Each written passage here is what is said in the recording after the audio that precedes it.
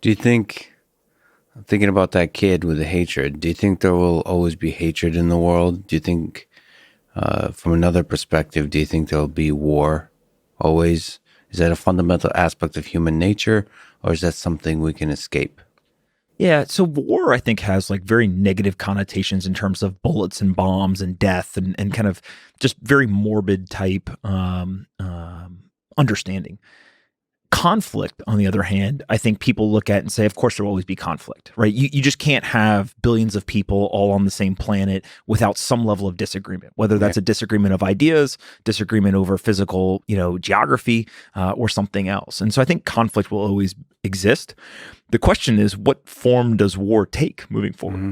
And so, in my mind, it's starting to look a lot more clinical, right? A lot more drones, a lot less soldiers on the ground, a lot more use of special forces and kind of these small, highly specialized teams rather than kind of big mechanical armies.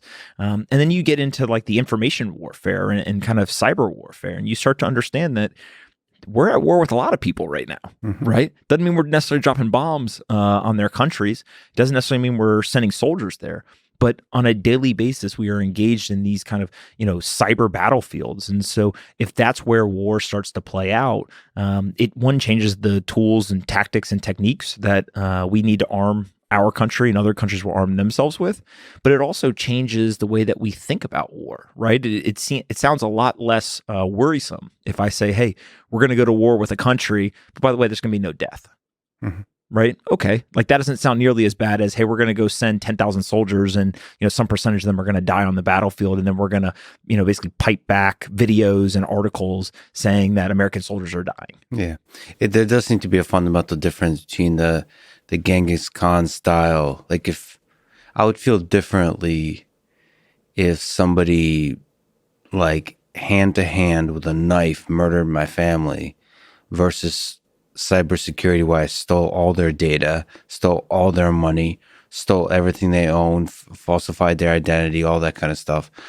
That those are both traumatic events, but they do seem to be fundamentally different. But maybe that's actually very narrow style thinking, because ultimately you have to think about what is life and what's happiness. And it's like the samurai thinking. I'm not sure what's more painful. If I take it to myself, like, I'm not sure what I would rather live through: being stabbed, like, to death, or having my identity stolen, all my money stolen, or maybe reputation destroyed, like with lies or something like that.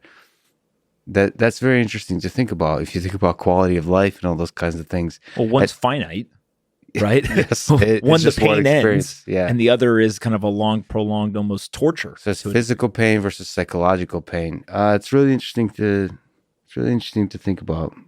And I think another key piece to this, which I don't have answers to, but there is an element of emotion and rage in the physical violence versus, Yeah. again, more of that clinical, information warfare. And so it's really easy to show a battlefield where there's death on both sides and bombs being dropped and buildings destroyed. It fits very well into propaganda for everyone involved, right?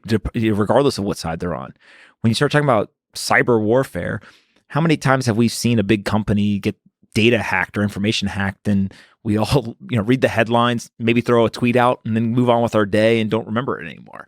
And so it's just very, very different, I think, in the emotion and response that it invokes in people when they hear about it as well.